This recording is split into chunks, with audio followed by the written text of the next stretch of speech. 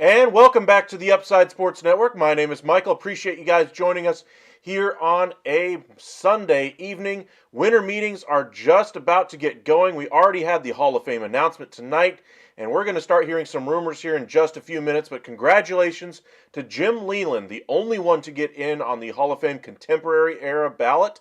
Congratulations to him. Lou Piniella once again comes one vote short of getting into the Hall of Fame. Hopefully next time will be the lucky try to get in. So congratulations to Jim Leyland. Sounds like he's going to go in with the Detroit Tigers cap on. He is still a member of that organization. Congratulations to all those fans of Jim Leyland, Tigers fans. I know you guys are very excited, but the winter meetings are here, everybody. We've been waiting for quite a while for this, ever since the trade deadline, really. We're really hoping to see a lot of teams try to finagle their way into getting better positioning on the field, better contractual positions right now is what the Padres are really concerned with. But the biggest fish this offseason is Shohei Ohtani, and that's where we're going to begin our show. Shohei Ohtani's market really seems to be coming down to the wire right now. All reports say that he's going to decide where he wants to go this week, possibly at the winter meetings. And we can believe this because we started hearing rumblings a few days ago that behind the scenes, a lot of guys were starting to get some inclinations that teams were starting to weed themselves out. Then we get the passing report saying the Red Sox, the Rangers, and the Mets had taken a step back. Now today, we have essentially 5 teams with possibly a mystery team in there. The teams being the Dodgers, the Angels, the Cubs, the Giants are supposedly one of those 5 teams, and then the Toronto Blue Jays, the one big surprise out of there. Braves have some interest there. Still unclear if they're still in the running or not, but they might be the mystery team in there. Maybe one of the teams that backed out might have said, hey, we found the money, maybe we should get right back in there. But for as of right now, the market for him seems to be moving. John Heyman reported tonight on MLB Tonight on MLB Network that the market for him is over $500 million. He's already hearing $550 million. This might get even higher than I thought it was going to get, to the $600+ million range. I thought the injury that he had to keep him from pitching this coming season was going to keep him underneath that 600 threshold. Sounds like he might actually get there after all. He is a once-in-a-lifetime, once-in-a-generational talent, once-in-a-100-year talent is what Shohei Ohtani represents on the market. And this is a type of player that could really change the fortunes of literally any team out there. The money he's going to bring into your team is going to be more than you ultimately pay him. So if you're worried about paying him $50, $60 million a year, he's worth $75 million annually to the team that ultimately signs him, just in money alone, let alone in on-field performance. So whoever signs him, hats off to whoever actually gets the job done. So it still seems like anybody's race at this point. Dodgers are seen as the favorite. We'll see where he ultimately goes. But we are hearing that his market has surpassed $550 million.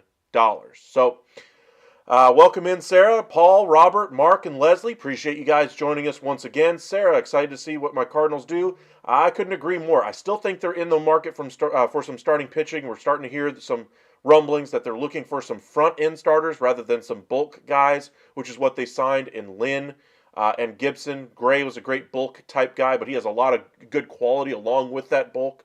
So I wonder if they're going to try to add another top-of-the-rotation starter. Paul, I know you and Vito were kind of hitting me hard on some of the comments you guys were saying on some of the chats, on some of the videos I was posting anyway, about Shohei Ohtani and the Giants' involvement in those conversations. I'm not saying the Giants are out. I just see them as a also ran in the category of all the other teams out there. You look at their positioning on the market right now. The one piece on their roster you can point to and say, hey, he's a reason why you should come here as far as on the field is Logan Webb. Outside of that, it's a whole bunch of question marks. I really have to wonder if this is ultimately the team that Shohei Ohtani ultimately decides to go to. Of course, they're in the market for Yamamoto, so maybe if they miss out on Shohei, they can outbid the Mets, but are you really going to outbid Steve Cohen for the Mets? I'm not really sure. The Giants really have, finished as the bridesmaid quite a few times now, runners-up for multiple free agents in the past couple of years. I know we've had some conversations in past winter meetings about their failures to acquire top-end talent. They've tried years ago to bring in Bryce Harper, failed. They tried to do the Carlos Correa thing, almost got Aaron Judge. I get all of those things, and I think the Giants in years past are great. I'm just not sure they have the great future coming. They have some good prospects that should be making a good impact on that team in a year or two. But are they a World Series contention team right now, even if they sign Shohei Ohtani? I'm not sure that's the case. I mean, you just look at the team he just came from in the LA Angels. Mike Trout was on that team. Of course, he has some injury issues. They never could figure out the pitching. The one thing for the Giants is they at least have some better pitching. So maybe that's their case to Shohei is that, hey, you tried years and years and years just to outbash people with the Angels. Come over to the Giants. We have a better pitching staff, and we're going to put a better team around you, and you're going to be the main cog that pushes this offense forward. Maybe that's the pitch that gets it done. But are you saying that that's a better pitch than what the Dodgers are going to send to Shohei? Are you saying that's better than what the Rangers could have done? Are you saying that's better than what the Cubs currently are offering to him? The Blue Jays, the Braves? I'm just not sure how Giants executives view themselves in the running. I'm not saying they're out of it. I'm just saying they need to be realistic about their chances to sign them. Maybe they'll have to, obviously they'll have to outbid him for one, but I'm just not sure that even if, they do outbid another team like the Dodgers, are they really that much better of a destination than, or even with the money, if that was on their side? So I know those of you who are Giants fans, take issue with me kind of putting them in the also ran category. I'm putting them in the less than 5. Maybe I'll be generous, okay? Let's say they get 10% chance to bring in Shohei. I think that's more than generous for where the Giants are in the sweepstakes right now, with as many teams that are still in the running. I think the Dodgers right now are pretty much head and shoulders above the rest of the teams in the running, but the Blue Jays, the fact that they're still in there, leaves me to wonder just what exactly Shohei is interested in this offseason. Is he interested in capturing another nation for his trophy case? For instance, he basically has all eyes in Japan on him. He has all eyes in the U.S. already from his time in L.A. And if he goes to Toronto, he's going to be that nation's hero when they go to the postseason. And if they get to a World Series, he would be their guy. So he already has quite the illustrious career. Maybe that's part of the bargaining tool for the Blue Jays to convince him to come to Shohei. Hey, you are already, the most famous player from Japan. You're already the best player in the U.S. Why don't you come over to Canada and be the best player here as well? So there's going to be some interesting fallout that happens after Shohei signs as well. I'm curious to see what the teams do that miss out on Shohei decide to pivot to. We talked a little bit about the Juan Soto trade talks yesterday, Cody Bellinger as well. Those are going to be some of the few bats that are out there on the market, but outside of that, there's not a whole lot of talent from a position player standpoint. So if you're looking for an impact to your lineup, I'm just not sure there's anybody that you can go to on the free agent market that's going to make anywhere near the size of dent Ohtani does.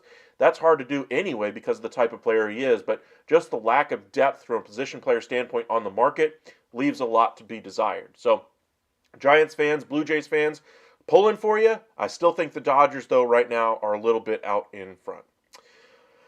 Bob Nightingale saying the Braves are one of the favorites for Cease today. He mentioned The Braves were in there along with the Orioles and Dodgers. Leslie, I'm not sure the Braves ultimately have enough to get it done. I still have my doubts about whether or not they can get it done.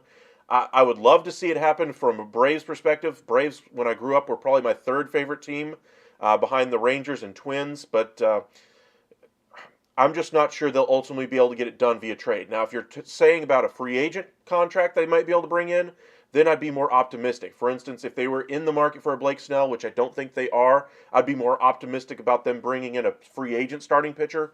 But when you look to the trade market, they really don't have a great farm system to trade from anymore. And if they are going to make a big-time trade like the one would be required for Dylan Cease, they're probably going to have to trade some of the value off of their major league roster. And I'm not sure if that's, an addition by subtraction kind of a thing, or if they're, just think Dylan Cease is that much better. I have my doubts about whether Dylan Cease is ever going to get to a 2.5 ERA. I could see him getting to a 3.5 next year as kind of a bounce back season, but he was a 4.58 ERA last year. Going to a better team, he's a Cy Young type of pitcher. Maybe he's able to rebound, but that's a lot of prospects to give up for a Braves organization that doesn't have much left. Sure, you want to push your chips to the center when you have this type of chance to win the World Series every single year like this roster currently does. You have one more year of Max Fried. Maybe they go, the short-term, short-term starter route with the one-year deals like for Burns or Glasnow. But Bieber, like I mentioned the other night, I think is more of a realistic get for them just because the trade package that's going to be required for Bieber is going to be significantly less than what it is for Dylan Cease. 12,572 is where I think it comes in. Well, you're pretty close to that market already, Paul. And if that's the numbers that are already out there being reported at 550 million, I wonder just how much higher it's going to get for Shohei. So 12,572 could be correct. I just think it's going to get a little bit higher than we all are thinking currently. I think the Giants end up shocking the baseball world this week. I think the Giants need to do that. I mean, they've tried and tried and tried for top free agents. I think they need to be in there for not just the top two guys in Ohtani and Yamamoto. I think they need to be in there for Blake Snell. I think they need to be in there for Bellinger. Any type of big-time free agent, especially from a bat type of perspective, they need to be in there. I'm not sure if there's a trade target out there that they could really bring in that would make that big of a difference. Once you consider the cost it would make to their prospect pool, I'm not sure if that's the way they would go. But free agency, Giants have to get something done. You're all right, Vida. You're okay. Did they say there is a sleeper team in on Ohtani? I don't know if it is true or not. John Heyman, when he was doing his interview on MLB Tonight, said that there are 5 teams currently believed to be heavily invested in the running for Shohei Ohtani. There could be a dark horse team in there. Braves are mentioned as one of the teams that could be one of those dark horse teams, or possibly one of the teams that already dipped out. But as of his understanding right now, a dark horse has not yet made itself clear that they are even in the running. So currently, it's just the 5 teams, according to John Heyman. My gut tells me Cease will be a Brave sometime this week. Well, hoping for your luck there, Leslie. Hopefully they get another starting pitcher. Hopefully it is Dylan Cease. Bryce Soto will be a Yankee by Thursday. They are at a stalemate. I think that the market for Shohei Ohtani is going to drive things for Juan Soto as well. If Ohtani gets done, say tomorrow or Tuesday, then Juan Soto trade talk will certainly pick up and possibly could get finished by the end of the week. The ask, of course, has been 6 prospects and Michael King. It's a hefty package from the New York Yankees anyway, and that's pretty much where talks have stalled out. The Yankees didn't want to include King to begin with, let alone Thorpe, or give up the other prospects that are involved in that deal. Tells me there's more than just one type of a hurdle to get the New York Yankees deal done. I would not be shocked if the Yankees ultimately miss out on Juan Soto, but he is exactly what they need for that lineup right now. I'm not sure if it works out long-term for them either. We've seen them do this before where, they go for the big mashing, left-handed hitter. Think back to Joey Gallo. I'm not saying Gallo and Soto are the same player, but I'm saying they're very similar as far as big, large left-handed hitters. Gallo, of course, had terrible contact rates. Soto's a great on-base guy, but he's a negative base runner. He's a negative defender out there in left field. And eventually that contract, if they do sign him to a free agent contract after this year, if they're lucky enough to extend him or get him to sign as a free agent after this coming season, I'm not sure that would work out best for their team long term. When we look at their contracts they already have dedicated for the next several years, it leaves a lot to be desired going forward. But Soto's going to be an interesting case. I'm just not sure that the Yankees are a perfect fit, but as far as this coming season, he fits exactly what they need as far as the lineup. But appreciate you guys joining us. Make sure you guys hit that like and subscribe if you haven't already. And let's go ahead and head over to our MLBTradeRumors.com site here in just a moment. But we'll be back for you guys in just a second.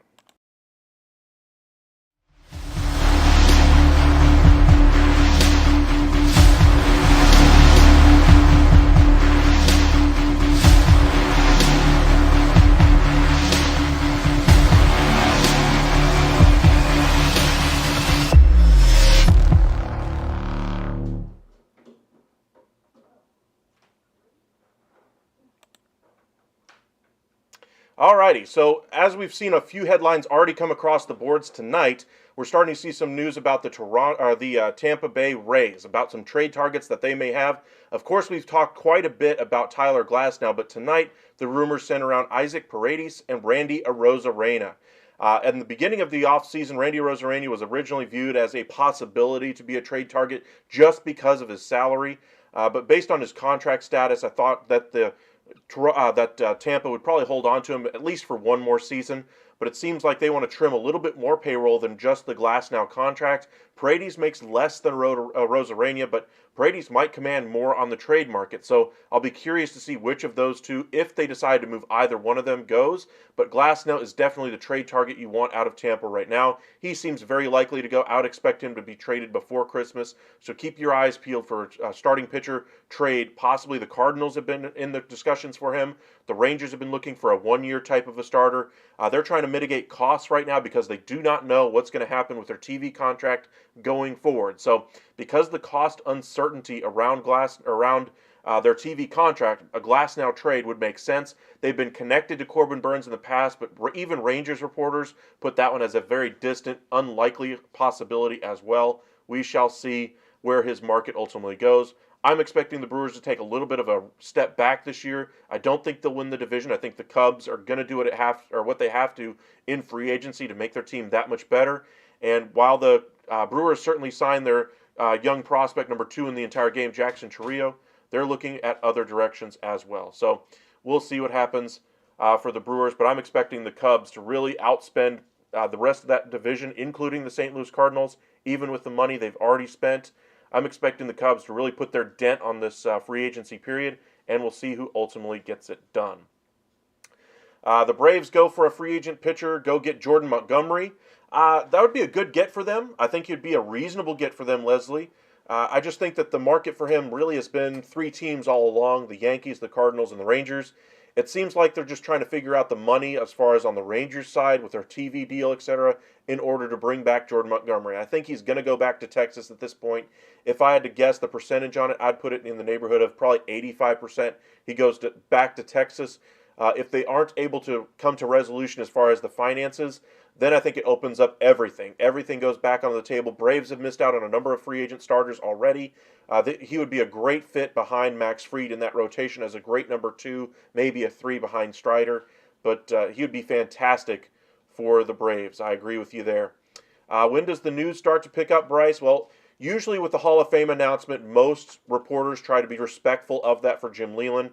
They usually try to give him the entire night on Sunday. So I'm not expecting too many headlines, but every now and again, just like the Ohtani news we got later on in the broadcast for MLB Tonight, is that we're starting to hear some numbers coming out about Shohei as far as what the contract figures could look like. And it's not just speculation at this point. It's actual numbers that are being talked about between Ohtani's camp and with teams. So that's one of the first legitimate rumors we've gotten about the discussions for Shohei. We haven't really gotten anywhere that he's actually talking with. We haven't gotten anywhere as far as the travel plans that he has, preferred geographical destinations, etc., title contention windows, all that kind of thing. We have no idea. The only real grain of truth we have so far from those discussions came tonight on that Shohei Ohtani front, and that $500 to $550 million range is where the contract discussions are at already, and that's with 5 teams still in the mix. That tells me the number's going to go a little bit higher than that. I would expect north of 600 at this point because of how many teams are still in the market for him. So as to answer your question anyway, when does the news start to pick up? If news starts to happen anyway, big news starts to happen, the reporters are going to report that news. Obviously, they're not going to hold off to tomorrow just to respect Jim Lehman. But I think we already have seen that period come and go. Most of the time, you get at least 2 to 3 hours. Jim Leland's now had about 2 hours or so since he was announced as the next inductee into Cooperstown.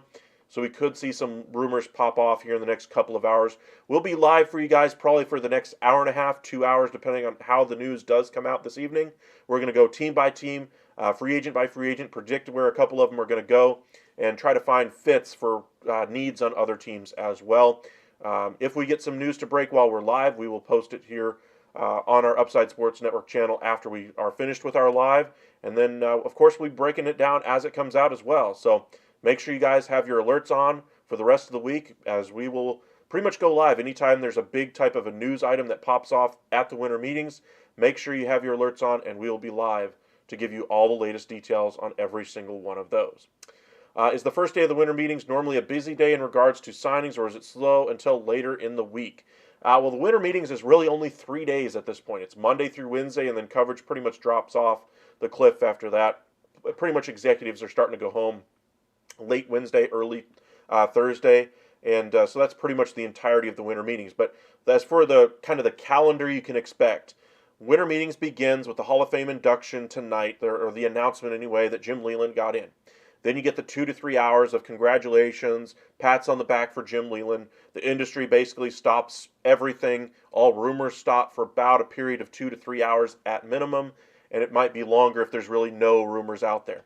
Might give us an inclination of how slow the news day is going to be tomorrow if there's not much news coming out tonight. So for the first day tomorrow, I'm expecting some more rumors to pop off later on this evening. And then tomorrow, usually around 10, 11 o'clock, is when you'll first start getting the first signing or two. Smaller level free agents who just want to lock down a contract before the massive free agents ultimately signs. They want to lock down their spot in somebody's starting lineup and make sure they have a job for next year and don't lose out to a young guy somewhere. And that's kind of what you can expect early on. Late in the day on Monday is when you really start to get some of the big time news. For instance, if Shohei Ohtani is going to happen, I'd probably expect that later in the day on Monday at the earliest, and then probably to be announced Tuesday morning. As far as big trades, usually that's when the trade talk starts to kick up, is late tonight, beginning of tomorrow, and then if something big is going to happen, usually you're looking after, say, Monday noon through the end of the winter meeting. So that's kind of your calendar of events for how things usually happen. A lot of your bigger trades happen Tuesday, Wednesday, because it does take time to get those types of things done. We shall see what happens. Shane Bieber would be for the Braves. I think he'd be a great fit for you as well. Or Sarah, I think he'd be a great fit for the Braves. I think he'd be a great fit pretty much anywhere. You just got to mitigate your exposure with him. Are you willing to let him throw 150, 180 innings? Or are you going to try to limit his workload to make sure he's healthy? He is still a very good pitcher. Just going to be a matter of whether or not you can keep him healthy and on the mound as opposed to on the IL. The Yankees and Padres are going to meet tomorrow. Yes, they are. Like I said, though, the discussions for Soto right now are at a stalemate. I think if the Yankees want to get this done before Shohei signs, which I would absolutely try to get done, because the price is only going to go up once Shohei signs, all the other teams that missed out on him have to fill that void. They promised their fan base, the Sky and Shohei Ohtani, they have to bring home the bacon, and only one team's going to get Shohei. So if the Yankees are going to get it done, they're going to have to if they're going to get it done, they're going to have to move quickly and be willing to part with some of those top-end prospects that they might not be comfortable losing. Sarah, give me Class A on my cards. I think the Guardians are in an interesting spot to where they could trade a high-end reliever. Class A didn't have his greatest season this past season. Struggled with command, walks, strikeouts were down as well. ERA was up a little bit.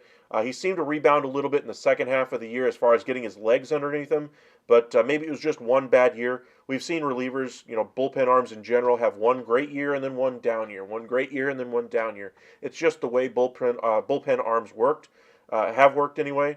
Class A was thought to be the next great all-star level, closer, and those guys usually don't falter from year to year to year to year. Think of Josh Hader in the past, Kenley Jansen when he was in his prime, Aroldis Chapman when he was in his prime. That's what we thought we were getting in Emmanuel Clase. Was the next guy to be in that class, and he kind of slipped up a little bit this year. So maybe you can get him for a little bit cheaper than you might have if he had a little bit stronger of a year, but it's still going to cost a pretty penny to bring him in. So if the Cardinals are looking to improve their bullpen, which I think they are, that could be a possibility for you, Sarah. Robert, are a lot of teams having trouble with TV contracts, or is it the whole league? Quite a few of them. Diamond Sports Group, also known as Bally, has had a lot of difficulty as far as being able to make ends meet as far as paying their bills. That represents about, 12 to 15 teams, if I remember correctly, so almost half the league. Some teams have already dropped them as far as the coverage. Some teams are expecting to lose them after this coming season. The Rangers are one such team. And I'd be curious to see which direction they ultimately decide to go. Do the Rangers go completely to the MLB streaming service? Do they go to a streaming service like Peacock and say, hey, we'll give you the contract to broadcast our games for $100 million per season, which is currently what they're getting from what they're supposed to be getting from Diamond Sports. But Diamond Sports is going to be announcing bankruptcy at some point, and if they haven't already, I can't remember if they've already done it or if they're going to continue or if they're going to. But either way, the regional sports network model for baseball hasn't been working for the better part of the last 5 years, and it's time for change. Just like the newspaper's now gone digital, essentially, now we're going to start seeing, like, for instance, cable goes to satellite. Now you go into streaming. Maybe that's the next avenue for baseball, is just going straight to a streaming type of service. We shall see. Question, never caught who is your main team? Hard to tell. You're so down the middle. I try to be pretty fair. I like quite a few teams. Rangers are definitely my team, though.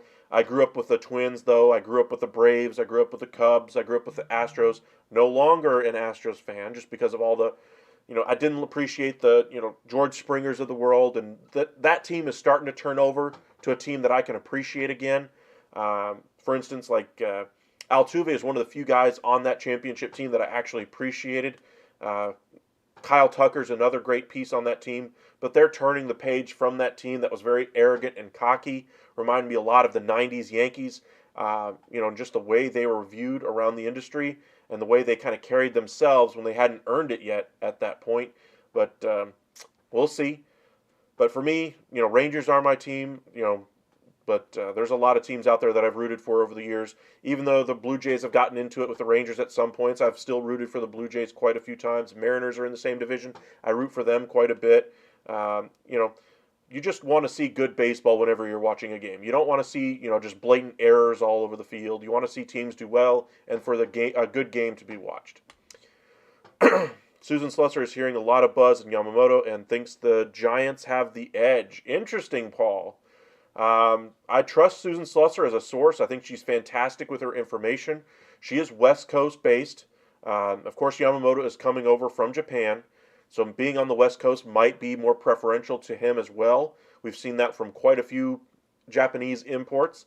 I still think the Mets are going to be the team that's not going to be outbid for him, but maybe he's more comfortable going to the Giants. Like I said, if Ohtani goes to the Dodgers, then maybe he goes to his own team and becomes their number one. Logan Webb, obviously already there for the Giants, but that would be a huge coup for the Giants right now. I think Ohtani is very unlikely for the Giants, but I think Yamamoto, along with the Mets and the Yankees, Yamamoto is probably one of those three teams, would be my guess as to where he ultimately goes. Welcome in, Hank. Appreciate you joining us once again. We'll check in on some of the other rumors here before we get into team-by-team analysis. We're getting the Jackson Chourio signing done. 8 years, I think it was. Let me see what the contract numbers were on it. I can't remember specifically. I want to say it was around that $100 million range. Jim Leland, of course, going into the Hall of Fame on the contemporary ballot.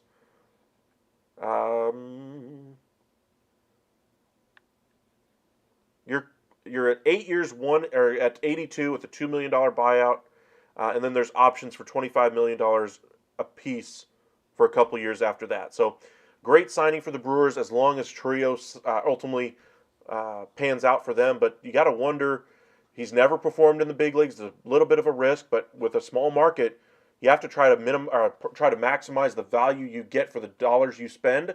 So good signing here for the Brewers. They think he's the guy to take a chance on. They have like 4 center fielders on their roster. I would not be surprised if they traded 1 or 2 of them to acquire some other talent, whether that be in the starting rotation. If they decide to trade off Corbin Burns, maybe they try to bring in some younger starting pitching. If they lose Burns, they're said to be interested in bringing back Wade Miley. That sounds like it's actually close to getting done. He has pitched in Milwaukee before, obviously. He had a decent year last year, and seems like he's very close with the bench coach that was there last year, Pat Murphy, who has now taken over for Craig Counsell as their manager. So Brewers are kind of doing a little bit of a retool. I don't think they're doing a full rebuild. They have a lot of position player talent coming through the minors. It's just a matter of whether or not they have the pitching that's going to be able to support that. Pitching has really been their calling card for the past several years that kept them in this championship window. Hitting really was the difficulty. Now they're in their next phase of development where now hitting is going to be at the forefront to try to carry this team while they develop some starting pitching. So we'll see what happens with the Brewers. I still think the Cubs are going to be the class of the division next year because of the free agents they're going to sign, the trades they're going to make. I think the Cubs are going to invest heavily this year in the free agent market. Cody Bellinger, I think, is very likely to go back there. If I had to put the number on it right now, I'd probably put it at 40%, but that still would be tops in my book over all the other teams that are said to be interested, including the Yankees, the Giants, and a few other teams as well. We heard some news about the Toronto Blue Jays over the last couple of days. Toronto, of course, still in the running for Shohei Ohtani. To a lot of us out here, quite a few of us are surprised by that. And the main reason being is because, it's Toronto. They don't usually sign the big fish free agent. You look at George Springer has been probably their biggest success in free agency, along with Kevin Gausman. But outside of that, they've really struggled, trying to attract outside talent. They've gotten Chris Bassett, the middling type of arms to develop, etc., to kind of round out their rotation, good number 2, 3 type starters. But they've never really gotten, the player at the peak of his career, the top of the industry, the Mike Trouts, the Shohei Ohtani's, that level of player. And they have a great one already on their roster. Bo Bichette, I think, is one of the best shortstops in all of baseball. I'd put him in the conversation as top 5, maybe even top 3. They have Vladimir Guerrero Jr., depending on how you feel about him right now on their roster. But Shohei obviously would be a huge boon for that organization.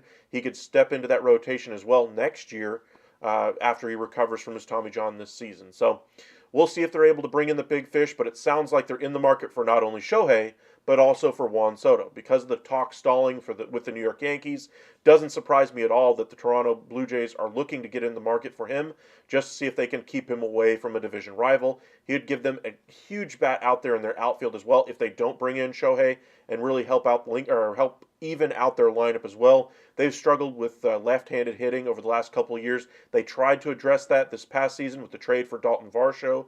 Middling success, but I'd say it's safe to say that the trade worked out much better for the Diamondbacks with Moreno and Gurriel going the other way. Now, if they're able to bring in Soto or Ohtani, that'd be a huge win for their offseason, and I don't think they'd be done after that. Do I think they'll be able to bring in both? No.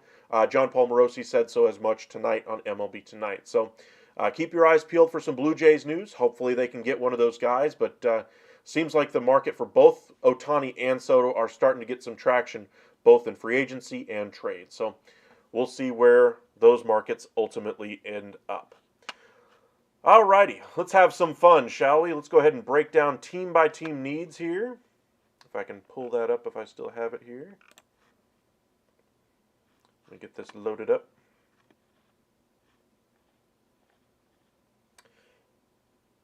Started off our free agency period, kind of going line by line with this one. So we'll start at the top once again here with the Arizona Diamondbacks. They were just in the World Series. What exactly do they need? As we now have had a few weeks to digest everything as far as free agents that are already off the board. Arizona Diamondbacks, they obviously are still looking to be in contention because they just made it to the World Series. Do they think that they're the number 1 team in that division, though?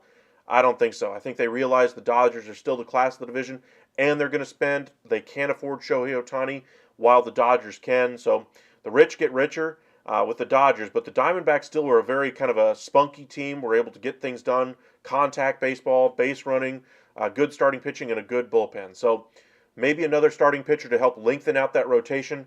You look at a lot of guys that are in kind of a middling type of a contract this year. Guys looking for a bounce back in other places. For instance, Martin Perez from the Rangers could be a guy they go after.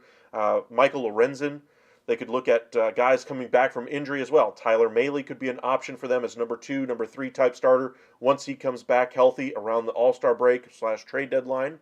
They're also looking for a third baseman, but I think they've already filled that with Eugenio Suarez. I'm just not satisfied with the fit. I think he's got 1 year left on his deal, but they're going to need a long-term answer there after this season. I don't think they're going to get it this year, so I think Suarez is going to be the guy there. I'm not sold as that being the right fit for them because the high strikeout numbers, it does give them some power, which this team desperately needs, but I think the strikeouts are actually going to hurt that team more than the power is ultimately going to help. They could use some corner outfielders. Of course, Gurriel is out there, Pham is out there, their own free agents. They have some young guys in the minor leagues as well. Kyle Lewis, another one of their own guys, is a free agent. But maybe the fit for them is just bringing back Gurriel or Pham. I would expect Gurriel to be their target there. They've been in conversations as far as bringing in one of the better DHs on the market this year in Justin Turner and JD Martinez. If Ohtani goes to LA, that means JD Martinez no longer has a home out there with the Dodgers. He would need to find another home. Diamondbacks would be a great fit for him. I think he'd slide in perfectly with that lineup. His chase rates and his strikeout rates are at career highs, but he still has a very good overall eye at the plate. You just wonder if that bat starts to back up in the next couple of years, but he was great with the Dodgers this past season. We'll see how many more years of productivity he really has. Moving on to the Atlanta Braves. I think they're absolutely all in, just like the Athletic says here. For the Braves, though, they're looking for some front-end starting pitchers. They've missed out on their top 2 targets already. Not very common for Alex Anthopoulos to come up short when he's targeting a player. He usually gets him. You look at the trade targets that they've already brought in, Sean Murphy, Matt Olson, among others. They get their guy at the number they want as well. So, for instance, Freddie Freeman, they'd love to have brought back. They were not comfortable with the contract that he was looking for, so they were looking for a specific type of contract and a very similar type of player in Matt Olson, and they got it done. So, Braves are looking for some front-end starters. The guys that are left out there on the free agent market, we've talked a little bit about in the past with Montgomery, Snell, Yamamoto. I don't think they're going to get any one of those at this point unless talks break down with Texas. Then we talked a minute ago with Leslie about how they might actually have to go elsewhere. The market for Montgomery has been Rangers, Cardinals, and Yankees all along. Maybe the Braves step in there and ultimately poach him. He reminds me a lot of kind of like a Kevin Millwood type of pitcher, where the Rangers poached him from the Braves all those years ago. Now maybe the Braves could return the favor. He's a good number 2, number 3 type in a rotation with his playoff performance this past year. He's going to get paid a lot more like a number 1 than I think the Braves are willing to do. But I think at this point, beggars can't be choosers. They have to get somebody for the front end of that rotation to pair with Max Fried. They can't leave this offseason with not another top-end starter in there. They have Spencer Strider in there. They have Fried. But outside of that, they really are searching for some depth options. Montgomery gets them quite a few innings. I think he'd be fantastic there. But like I said, I still think it's probably 85% likely that it goes back to Texas. It's just a matter of whether or not Texas can work out that TV contract money. As far as other starting pitchers they could bring in, Tyler Glasnow, we've mentioned a few times. He'd be a great fit there. 1 year deal left. The cost isn't going to be quite as much for Dylan Cease. And while they don't necessarily have the greatest prospect pool, if they're willing to empty the tank for a guy like Tyler Glasnow, I think they could get it done. So, they need a front-end starter. That's the primary thing I believe they need to go after this offseason. They brought in Ronaldo Lopez. I think he's going to fill in as either a number 5 option in that rotation or as a multi-inning reliever out of the bullpen who can throw 100 miles an hour, kind of in that setup role. They could use another reliever as well. And then, of course, you look to the corner outfield. I don't think they're going to spend a lot of money on that. I think starting pitching is where things begin and end for the Braves this offseason. If they can't get another front-end starter, makes me wonder about their rotation health overall as far as their depth of that rotation, much like I wondered about the Yankees' depth and the Dodgers' depth this past season. They need to get some starting pitching in there. Somebody who's an innings eater would be great. High-end performance would be even better. Moving on to the Baltimore Orioles. We saw how that postseason ended for Baltimore. They were fantastic during the season. However, starting pitching was the issue. We knew that at the trade deadline. They decided to go a little bit cheaper at the deadline, bringing in Jack Flaherty. That didn't work out. And so they're said to be interested in bringing in Dylan Cease and Eduardo Rodriguez, 2 guys they were connected to at the trade deadline. I would not be surprised if they bring in not one, but both of those guys. That rotation needs some top-end performance on it, though. We've been hearing that they're interested in bringing in some bullpen-type arms, though. That I'm not sure is the right move for them. They need some starting pitching in there. They could shorten the game, sure, by bringing in Josh Hader. That's the guy they were connected to, along with Aroldis Chapman. They could absolutely shorten the game. But I think the name of the game for them is starting pitching. We saw how starting pitching really lost it for them against the Rangers. Their bullpen was great at times throughout the entire season. They have a really good bullpen. Cano, Bautista, although I think Bautista's out this coming season. So, they could use a relief arm, don't get me wrong, but starting pitching is where it begins and ends for the Orioles. And we've talked a little bit already about the two arms that they're supposedly targeting in Rodriguez and Cease, both of which would fill in beautifully there. I think that's the priority. That's where they should be spending their money. I'm not sure why they'd be looking at relief pitching first over the starters. Starters are flying off the board. Cardinals have already signed 3 of them. We already saw Maeda sign. Gray has signed. Pitching is not exactly plentiful on the market. There are quite a few of them, but there are so many teams looking for starters. Not everybody's going to end up with what they need in free agency. We'll see what happens there. Another team who needs some starting pitching is the Boston Red Sox. They're in a little bit of a retooling phase of their organization. They've saved a little bit of money over the last few years, gone a little bit cheaper, but they need starting pitching, front and back end starting. They need somebody at second base. There was some connection between Gleyber Torres, how he would fit perfectly, and Alex Verdugo going in the opposite direction for the Yankees. I'm not sure that would ever happen, but they could use a second baseman. Anthony Castrovince of MLB.com floated the idea of a bad contract for bad contract type of a trade. Javi Baez for Trevor Story. I mean, that doesn't really move the needle for either team, but just to shake things up if you're a Red Sox fan might be the best thing at this point. They did their best thing they could have done for this offseason already last year, bringing back Rafi Devers. Are you able to build a championship team around him? Remains to be seen. Chicago Cubs, they are, of course, looking for some starting pitching. They're looking at Ohtani as well. They just need some power in that lineup. Bellinger, of course, is a free agent, had a nice bounce-back year. I'm not sure if it's a bounce-back season that's going to hold, however. I just wonder if Bellinger's truly back to being the Cody Bellinger that we expect him to be going forward as far as an all-star level, center fielder, first baseman type, or if this is just one blip on the radar because of how weak his contact rates were last year. I'm just not sure how sustainable that is. The White Sox, of course, are in sell mode. They're looking to trade Dylan Cease. They could pretty much use everything, but they're looking for young guys more than anything else. Eloy Jimenez is one of the other guys they could trade, along with Yohan Moncada if they can find a taker for those deals. We'll be brief on them because, again, they're looking to trade off some assets. They could bring back some guys on one-year type of deals, but I think the trade they made with the Braves, Aaron Bummer going to the Braves, and I believe it was 5 guys going back to the White Sox, really helps round out that roster a little bit and at least keeps the product on the Major League field at least decent. But they're going to struggle next year. They're probably going to be a 100-loss team next year. And that's not a team that needs to have Dylan Cease on it. They need to trade off as much of that team as they can and try to get as young as possible this season. Cincinnati Reds, they already added to their rotation and to their bullpen, bringing in Nick Martinez, 2 years, $26 million, and Emilio Pagan, 2 years, $16 million. Gives them a nice setup guy in the bullpen. Check that off their list. Nick Martinez is kind of a back-end starter / long reliever out of the bullpen. Check that off their list. But I still think they need at least one more high-end starter. We're talking about somebody with a lot of value, somebody who has a lot of skill. We're not necessarily looking for an innings eater out of this type of spot in the rotation, but I think they need somebody who can really take the ball in Game 1 or Game 2 of a playoff series, because the Reds are going to be right there with the Cubs at the top of the division. I just think the Cubs are going to be able to get the guy that they need in free agency, while the Reds might miss out on their targets. They've been connected to Eduardo Rodriguez. He would be a great get for them at the top of that rotation as a number 1-2 type starter. They, of course, have Hunter Green there. He's looking to take the next step in his career this next season. They've got some nice pieces there. Lodolo, Abbott in that starting rotation.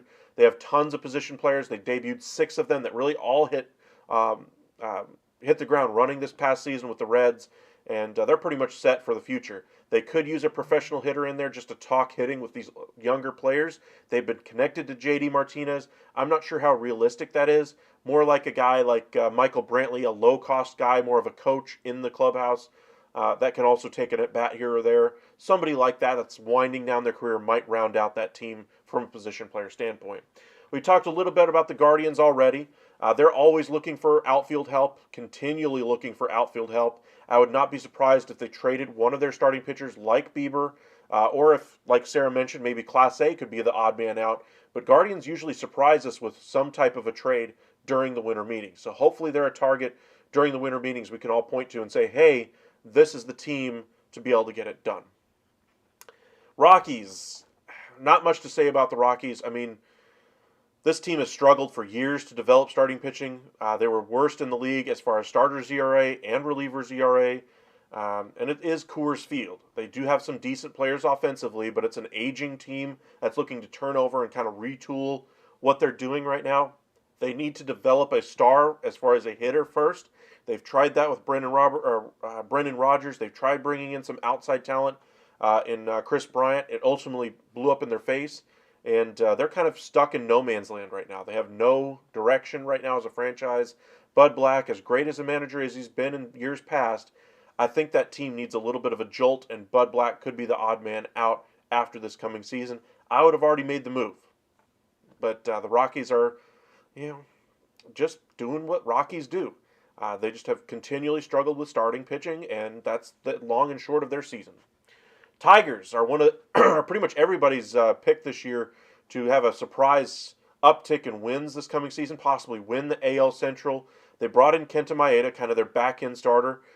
They could use some position player talent as well just to kind of round out the roster. Miguel Cabrera is no longer there, so they have money to go out there and get things done. Maybe they bring back Eduardo Rodriguez. He did enjoy it there. After all, he did turn down a trade to the Dodgers. But the price of poker for Rodriguez went up this past season. He's probably looking for $125, something very similar to the Montgomery-type contract, but maybe a little bit lighter because of the postseason success Montgomery had.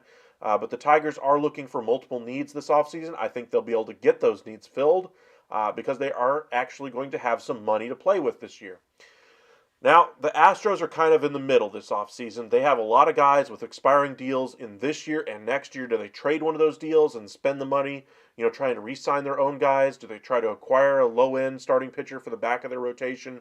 Do they bring back Martin Maldonado as a backup catcher to let Diaz take over as the number one? Astros, though, if they just stand pat, I still think are a very good team. They'll be right there with the Rangers and the Mariners as favorites in that AL West. Do I think they're favorites for the World Series anymore? I do not. I think the team starting to age a little bit as far as that starting pitching. Their starting pitching is starting to get a little thinner, and their prospect pool is nowhere near what it was 5 years ago. They traded away their number one and number two to bring back Verlander. And while Verlander is good, he's going to be one more year older. And after this coming season, I'm not sure Verlander even plays baseball anymore. So we'll see what happens for the Astros. They're a team that's got a lot of guys popping up in free agency. Tucker, Bregman, Altuve, and Alvarez all hitting free agency in the next couple of years, along with Verlander and Valdez. So pretty much all of the key faces of that Astros title run over the last several years are all coming up in free agency. Not all of them are going to be able to re-sign with Houston. Houston is notorious for not willing to spend on their own free agents. Just ask George Springer, just ask Garrett Cole, just ask Carlos Correa, and on the list goes. Even Justin Verlander got a taste of that this past season when the Mets gave him 2 years, $86 million. So we'll see what happens. We'll check in here on Twitter here in just a moment. Actually, it looks like we have a trade. We have a trade. Let's see if we can pop up the trade here for you guys. Joe Kelly's official. Astros and Diamondbacks interested in Barnhart. It was Kelenic. I just saw the trade from Nightingale.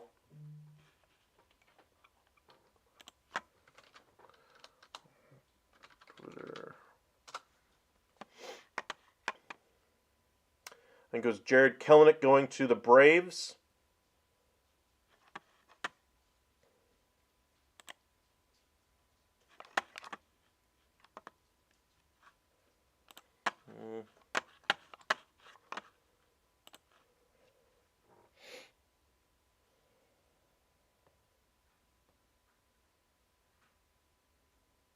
The return is not yet known according to Rosenthal. We shall see. This could be an interesting trade. They deal off Kelenic, who had a decent year this past season, but he was more of a platoon guy. He looked like he might have finally turned the corner. This kind of feels like the Nicky Lopes kind of a trade signing anyway that they did last year for the Braves. He's not necessarily going to move the needle, but he could fill that corner outfield need we were just talking about for the Braves just a moment ago. Like I said earlier, we were expecting some rumors to pop off usually 2 or 3 hours after the Hall of Fame announcement. That's why we started at 9 o'clock tonight, so that hopefully we could have some during our live, and boom, we have some. So hopefully we get this kind of reaction tomorrow as well. Passon says, okay, bigger trade. Kelenic, Marco Gonzalez, and first baseman Evan White in exchange for Cole Phillips and Jackson Kowar. Let's go ahead and go over to the Braves free prospect list. Oop, come on. There we go. Cole Phillips comes in at their number 7.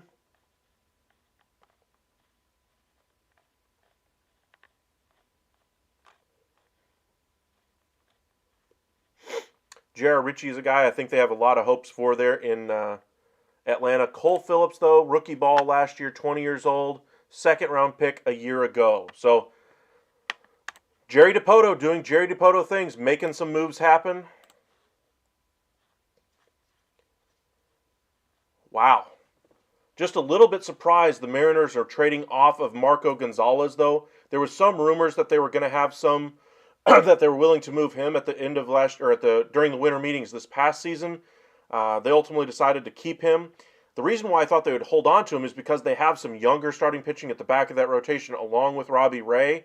And while they have some targets that they want to address, I'm curious, the move here for Marco Gonzalez. I thought he was their depth answer for when they do trade some of that young starting pitching. They can at least have him take a rotation spot until Ray is healthy enough to pitch. But good trade here for Atlanta. This really gives them some depth in that starting rotation. White, kind of a versatile type player, can play some outfield, first base as well. Mariners getting a couple of arms.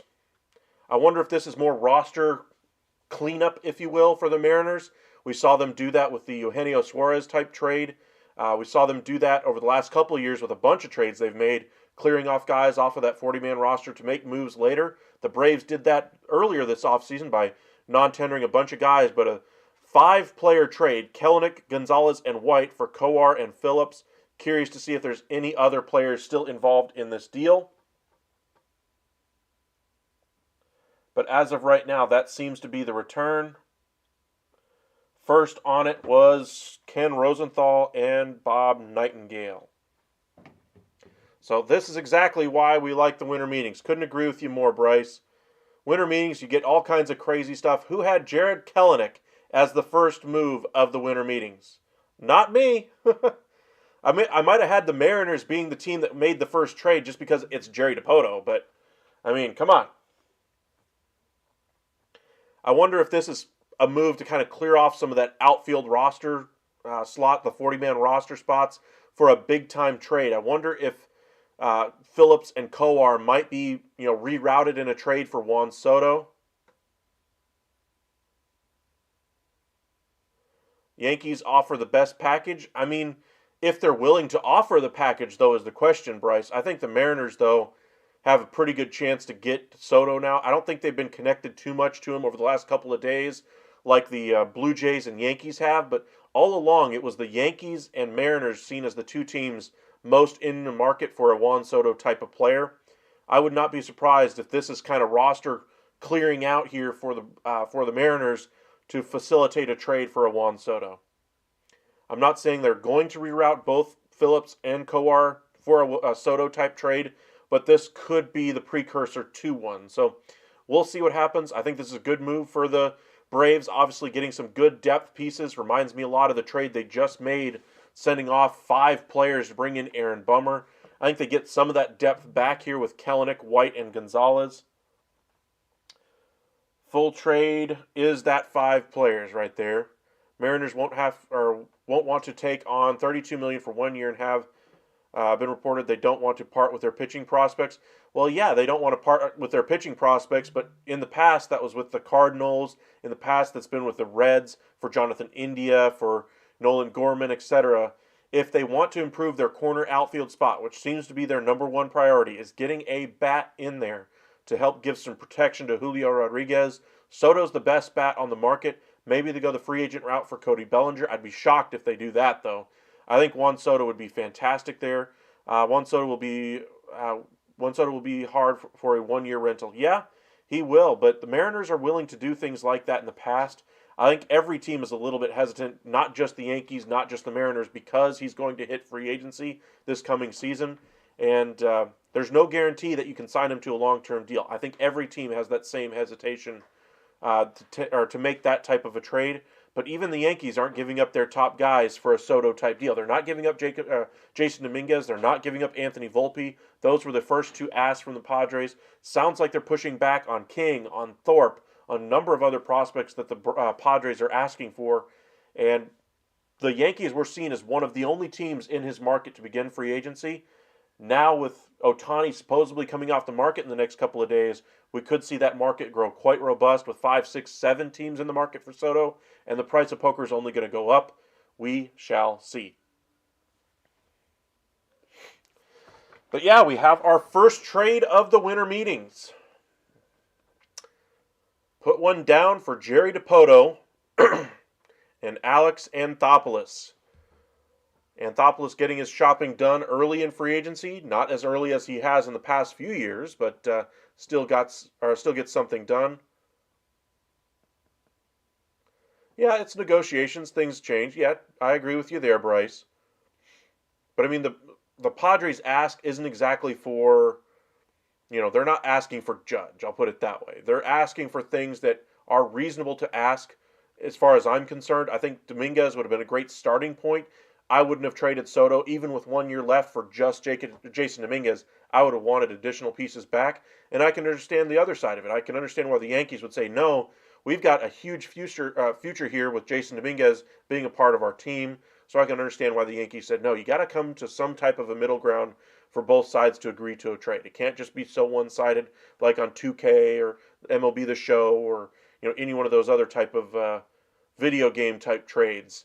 You have to get both sides to agree, and both sides have to feel like they're getting something out of it that they didn't have before or that they value more than they're giving up. Let's kind of continue down our list, see if anything else breaks while we are live with you guys tonight. Kansas City Royals next on the list. John Paul Morosi says even before the trade, they were looking for outfielders. Now with the trade of Kelenic and White, they are definitely looking for some more outfielders in Seattle. Shocking. Everybody's drawing lines right now to Juan Soto. I think there's other outfielders that are of starting caliber on the market. Not necessarily of the impact of a Juan Soto, but could easily fill the role of a corner outfield bat for them. Nowhere near the level of Soto, but you got guys like Gurriel, you have Teoscar Hernandez they could bring back. They could even put Bellinger in one of the corners as well. There are some free agent guys out there from a position player standpoint, but nowhere near the impact Juan Soto is going to have. I'm expecting the Mariners to push hard for him over the next 24 to 48 hours. We'll see what happens. But as for the Kansas City Royals, they got a good trade last year with Aroldis Chapman, got Cole Ragans from the Rangers, and he really lit things up. He was their best pitcher in the second half of the year, and they kind of got something out of that. So outside of that, though, they really have just Bobby Witt Jr. and not much else. As you can see, their list is pretty much everything on that roster. For the Angels, everything begins and ends with Shohei Ohtani. If they bring back Ohtani, then I think they spend hard in free agency trying to bring in some other starting pitching, maybe a position player or two. If they don't get Ohtani, which I think is far more likely, this team is going to still try to spend some money and at least keep a representative team on the field. But I don't think that they're going to be very good overall. We're probably looking at an also-ran in the AL West division behind the Rangers, Astros, and Mariners. Ron Washington, I think, will start to develop that infield defense a little bit better with Neto up the middle. He showed some signs last year being a good building block for the future of the Angels, but they need starting pitching. They need a better third baseman than Anthony Rendon on a low-cost contract because Rendon's making, 30-plus million, 35-plus million this year. That contract is absolutely onerous. They have to revisit the idea of possibly trading Mike Trout if they don't bring back Shohei Ohtani as well. So the Angels really everything's just waiting for Shohei to make his decision as to where he goes. Dodgers are in on pretty much everything as well, though. They're in there for Shohei Ohtani. They're in there for Yamamoto. In there for Snell. They're in there for pretty much any type of starting pitching right now, not to mention their own guys like Clayton Kershaw, who could come back and pitch around the All-Star break. So we'll see. I think the Dodgers ultimately get one of the top-end starters on the market, whether that be via trade for Corbin Burns. Maybe a Willy Adames is thrown in there to take over their shortstop spot as well. But they need starting pitching. Buehler's coming back from injury, but other than that, they don't really have many major innings-eating type pitchers in their lineup or in their starting rotation right now. Pretty much every single one of those guys is all young guys, and maybe they could turn around and trade one of those guys for a Corbin Burns, for a Glasnow, and re-sign them after this coming season. Bring in Shohei Ohtani. He takes over a starting spot in the rotation after this coming season. But Dodgers need some starting pitching on top of Shohei, on top of a DH if they don't get Shohei. And they need some actual 162 game type of players rather than just platoon fits. So starting pitching, a shortstop. They're getting Gavin Lux back, but how healthy is he going to be? How productive is he going to be coming back from injury? And then, of course, they could use some hitters. A DH type, because J.D. Martinez is a free agent if they don't bring in Shohei. For the Marlins, they brought in Gabe Kapler and Peter Bendix, kind of help out that front office. They could use a catcher after trading JT Realmuto. That's kind of been a revolving door at that spot. There has been some rumors about them being willing to trade Edward Cabrera. In the past, it had been connected to the New York Yankees. Recently, we've seen a few articles connecting him to the Texas Rangers for Ezekiel Duran going back the other way. He would take over as that shortstop spot there and really give them a nice boost offensively. I think that'd be a great trade for Miami. I'm not sure how good of a trade it would be for Texas. Cabrera is a good pitcher. Don't get me wrong. He's a good pitcher. But is he going to be able to push the Rangers' bullpen or starting rotation over the top? I don't know. I think they'd prefer more proven performance, high-end guys, but they're looking to do it on a little bit of a budget. So maybe they have to go with guys that are on, earlier into their careers and maybe a little bit more risky than, say, guys that have a proven track record like a Josh Hader, etc. But that's kind of where the Marlins stand. Still looking for some offense, but I still think they're probably the third best team in that division, maybe the fourth. Then you get to the Brewers. Brewers are kind of looking to retool their team this year a little bit. They have, like I said, 4 center fielders, all young guys that are going to make the team next year. They're going to have to find some spots for those guys, whether that be at DH sometimes, playing right or left over Yelich, etc., whether they transition to one of them to the corners, whether they trade them and try to bring in some starting pitching. They have some good avenues going forward, but they have some issues as well. Burns and Adames are both free agents after this coming season. Counsell is out. Murphy is in there as their bench boss. They have to worry about Devin Williams in a couple of years as far as his free agency. Brewers are in a little bit of a retooling type of phase of their organization. We'll see what they decide to do. Sounds like Wade Miley could be back on a 1-year type of contract, and we'll see if they decide to continue to hold on to Burns or trade him before the season begins. Twins are said to be looking to trim a little bit of payroll. That's why they did not bring back Maeda or Gray. It's even possible they trade off Polanco and Kepler and try to save even more money and maybe use those pieces to bring in some starting pitching. So, for instance, say the Mariners just traded Jared Kellner. Maybe they value Max Kepler and want to bring him in as one of their bats and trade one of their starting pitchers in return, maybe even one of the pitchers they just got in return. That could be a possibility, but it sounds like Kepler's going to go elsewhere this offseason. They're looking for some starting pitching, though, with Minnesota because they no longer have Sonny Gray as the number 2 in that rotation. Lopez, of course, was their number 1. They have Carlos Correa there. They have a lot of talent offensively. Young guys are there from a position player standpoint, but they don't really have it from a pitching standpoint as far as starters that are going to fill in for Gray and Maeda and eat those types of innings. Michael Taylor is on the free agent market right now. He had a great platform season as he gets to free agency. Over 20 home runs, great defender, great base runner. He's going to get a nice contract this offseason. I don't think it's going to come from the Twins. Buxton is no longer an everyday center fielder. He's more of a DH type for them. They got some good performance out of Royce Lewis, but the Twins are looking to cut some payroll, and they're going to have to bring in some starting pitching via trade, I believe, in order to fill those holes. On to the New York Mets. What can we say about New York? What did they do last year? Well, they spent before the season began. Everybody thought they were a great World Series contending team.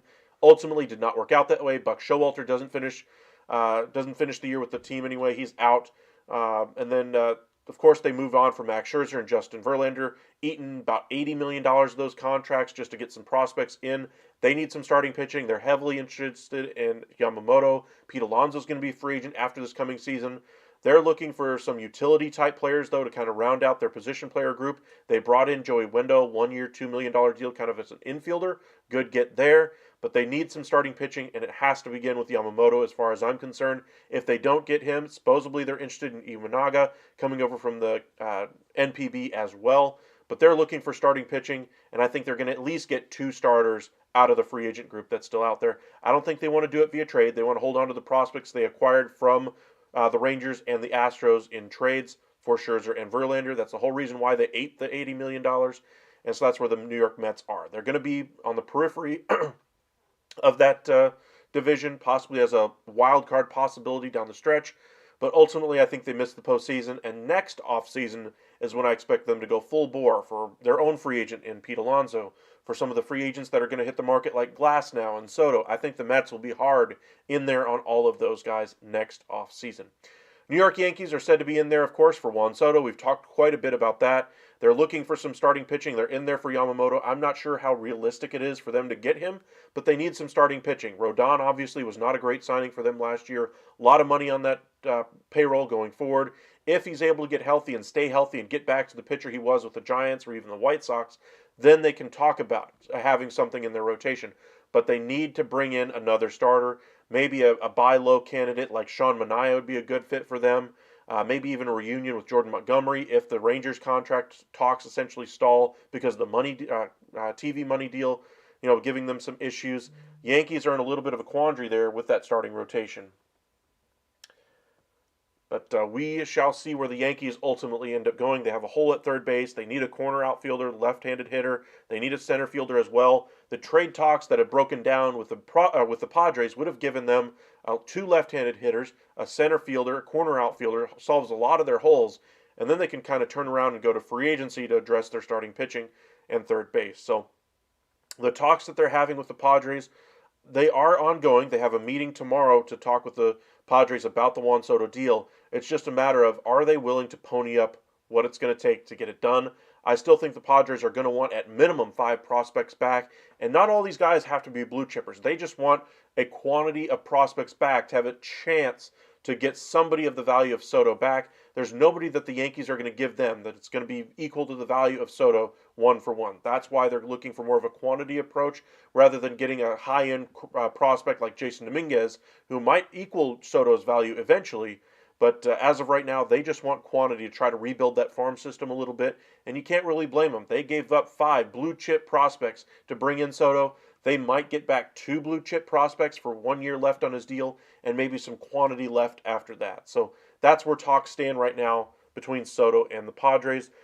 Yes, of course, they're still in there for Cody Bellinger as well. He could fill that left-handed hitter role for them, maybe even play center for them as well. I'm not sure how good of an option that is. Like I said, I'm not sure about his contact rate being good enough, essentially, to tell you that he's turned the corner.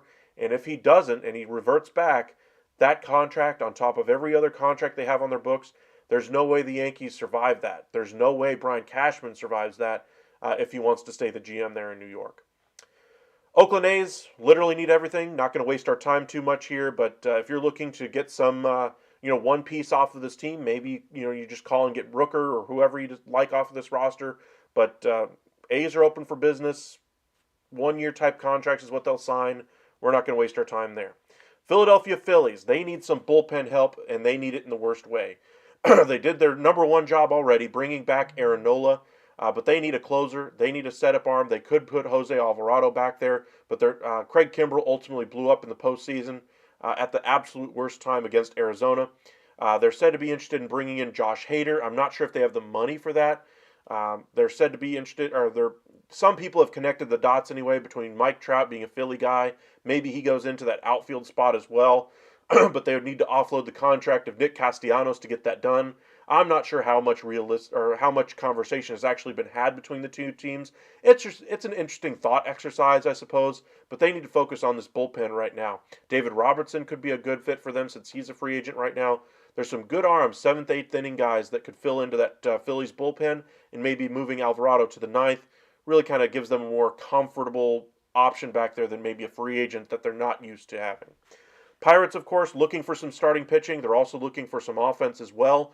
They've been able to develop a few position players, but the one issue that they have, of course, has still been their starting pitching. Paul Skeens is going to be up at the major league level at some point. Bednar is their closer back in the bullpen. Of course, I think he's probably the most valuable trade chip they have, and maybe they can get a number 3, 4 type starter on the market for him right now. Maybe they go to a team that's really close to winning a World Series or even just won the World Series, like we floated the idea of the Rangers getting David Bednar, and maybe getting a starting pitcher back in return for him. But I think that would be a great get for the Pirates, is to acquire a starting pitcher. Bednar is their best trade chip to be able to get it done. I don't think they'll do it via the free agent market, and it sounds like McCutchen could go back to the Pirates as well this offseason. We get to the Padres. They're looking to trim payroll. They want to get to under $200 million this coming season. They had a shortage last year to be able to make ends meet. They had to pull out a $50 million loan just to make their payroll commitments. They're looking to trim about $50 million in payroll anyway. They're getting closer to it, but they have to trade Juan Soto plus some other pieces to get it done. That's why they didn't keep Lugo, Martinez, Waka, among others. Barlow they traded away. They're looking to trade off some more pieces on this team. Grisham makes a little bit of money. That's why he was going to be part of that deal going to New York. And oh, by the way, the 7 prospect package that they're asking for from New York was also coming with money back to them as well to help make ends meet there in San Diego. But they're looking for some starting pitching. They lost a bunch of it in free agency and declined options, etc. So whatever trade they make for Juan Soto, they need a starting pitcher back in return. They could use a setup guy with Josh Hader no longer being there. Suarez probably moves to the 9th inning. If Trent Grisham goes, they could bring in a center fielder. Leody Tavares has been mentioned as around the league anyway as a guy who could be the odd man out from a position player standpoint in Texas with Evan Carter's emergence and Wyatt Langford expected to make the starting lineup next season for the Rangers. They're also looking for a long-term answer there at catcher in San Diego. For the Giants, they just need a big fish. Period. They need a big fish in that lineup. They need another big fish behind Logan Webb. I don't think they're going to get Ohtani. We talked already about that at the Open. I still think that there's a legitimate chance they get Yamamoto, but they need to be in there for some of the other top-end options like Bellinger. They need to be in there for Snell as well. There's a lot of guys out there that they could use in this free agent class, but they just need to win one of these big arms races. If they fail, once again, at their top targets, bring nobody home and end up having to spend it on, tier B, C, and D targets like they have in the past for bringing back their own guys like Jock Peterson or going after Mitch Haniger, Conforto. That's not going to get it done. Stripling, Minaya, they need some actual talent. They need to raise the talent floor of this team. They have some young talent coming, which is why I think they'll do it in free agency. They have the money. They just can't get anybody to take their money. So we'll see what happens with the Giants with their offseason, but they need another starting pitcher, but they really need a true threat in that lineup more than anything else. They're bleeding fans, as MLB Network has been saying for the past few weeks. They're losing a lot of that market share as well, and that division's starting to slip away from them. The Dodgers are running away with it, and it doesn't sound like they're going to give up anytime soon. So the Giants might be stuck as the 3rd, 4th best team in that division for the next 5 years if they don't start cashing in on some of this free agent class. So you look at the Dodgers being number 1 in that division, then you get the Padres and Diamondbacks as the 2, 3, then you get to the Giants in that 4th spot, and then Rockies, of course, in the cellar of that division for the next couple of years at minimum. Giants need to get some talent in there. If they bring in Yamamoto or if they bring in Ohtani, that certainly elevates their pool. I don't think it puts them ahead of, say, the Dodgers, but it certainly gets them going in the right direction once again. So we'll see what happens there.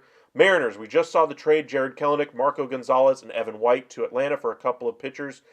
They needed a corner outfielder before the trade. They need one even more so now. Teoscar Hernandez is no longer there.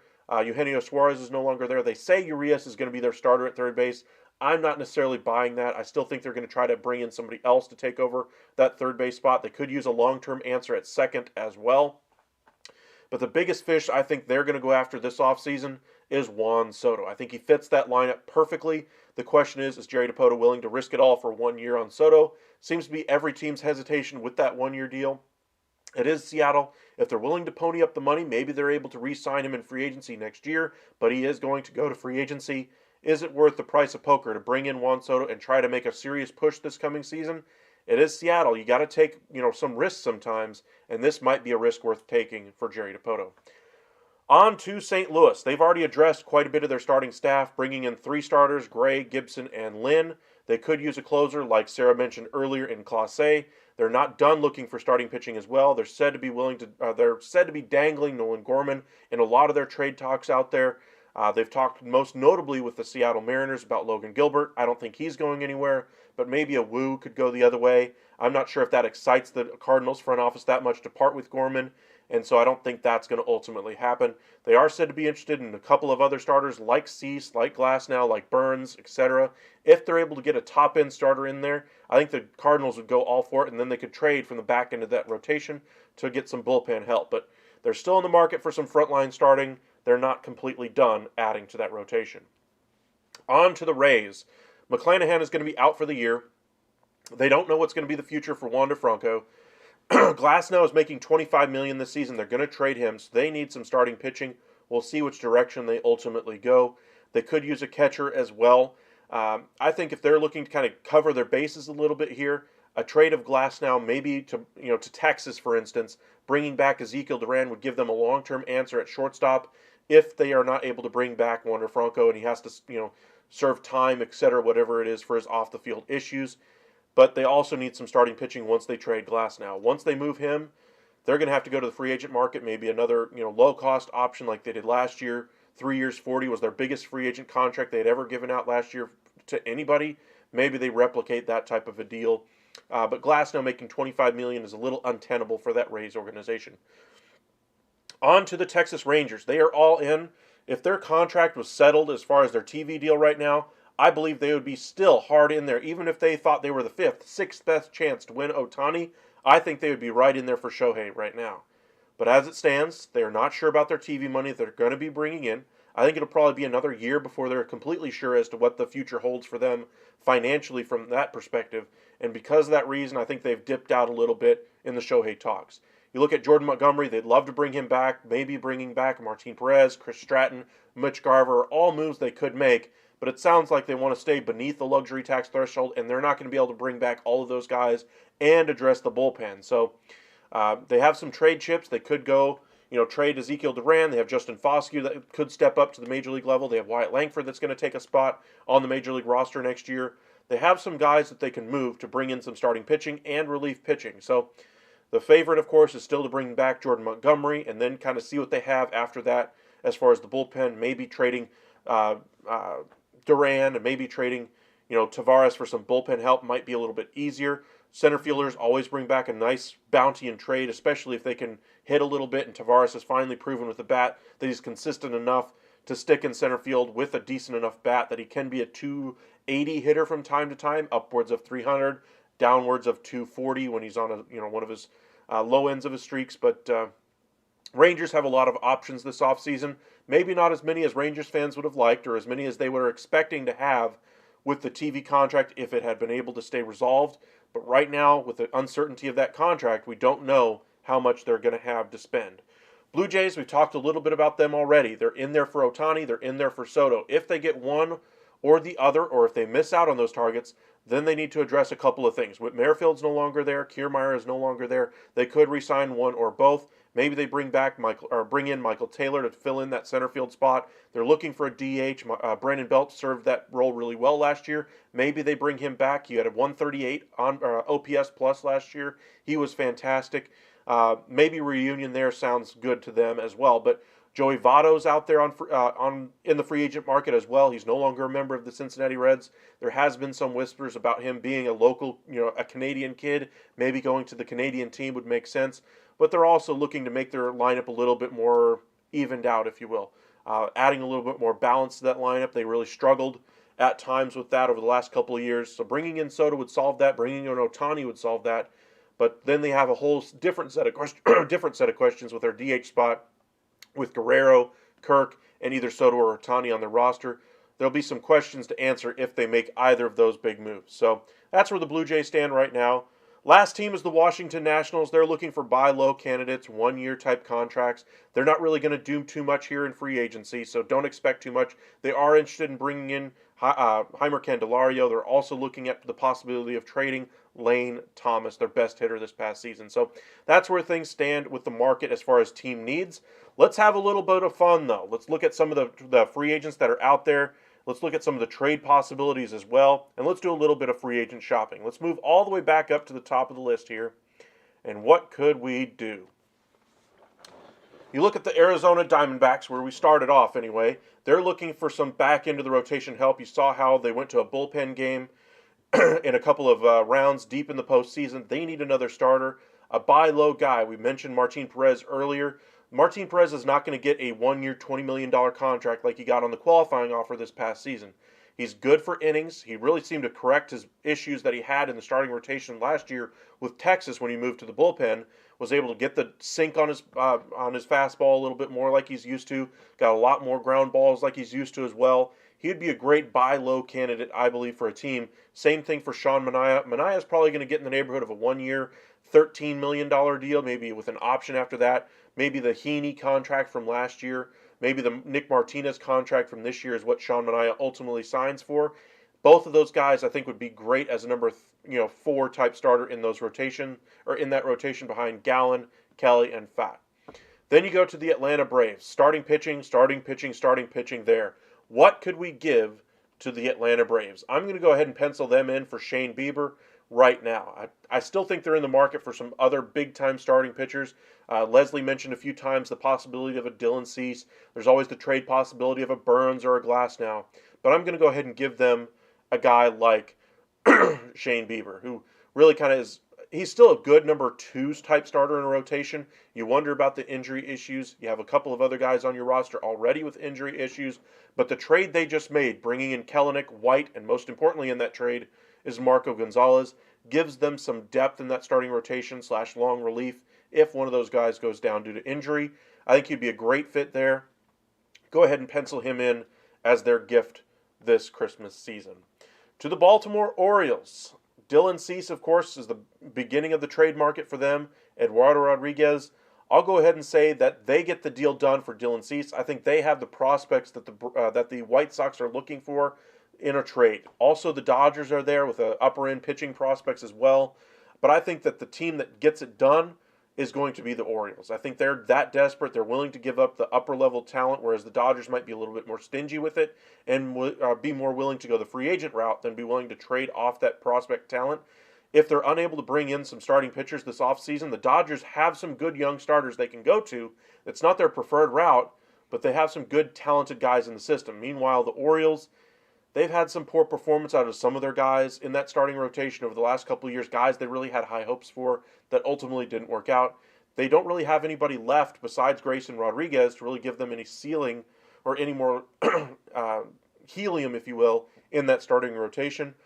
So bringing in Cease or Rodriguez could give them a little bit better rotation overall than what the Dodgers might be willing to give up for as far as prospects. So a trade that I worked out with you guys previously was Kjerstad, among a few other pieces. DL Hall going to the White Sox in exchange for Cease. We'll go ahead and pencil in Dylan Cease to the Orioles. Red Sox, they're looking for some starting pitching. Go to that buy low candidate list again. Maybe a guy that's injured right now and could be back around the All-Star break. Tyler Mahle could be a fit there. We'll go ahead and pencil them in once again for Michael Wacha. He was a former Red Sox, performed well there. Good innings eater for them as well. He'd be a great get for that starting rotation. I don't think they're going to be able to bring in Jordan Montgomery, even though they were connected to him at the open of free agency. And then, of course, they could use a second baseman as well. But we'll go ahead and pencil in Michael Wacha as a starting pitcher there in Boston. As for a DH, maybe Justin Turner returns there on a 1 or 2 year deal. The Cubs, I'm going to say Cody Bellinger ultimately goes back to the Windy City. He just seems to fit there. He found a spot where he was comfortable in that lineup.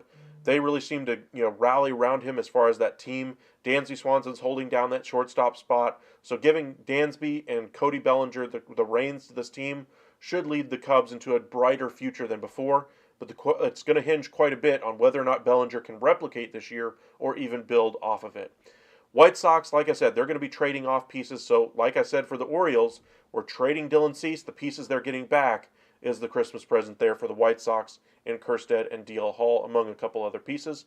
For the Reds, they already brought in Nick Martinez along with Emilio Pagan. We're going to go ahead and add another starting pitcher to this Cincinnati Reds rotation.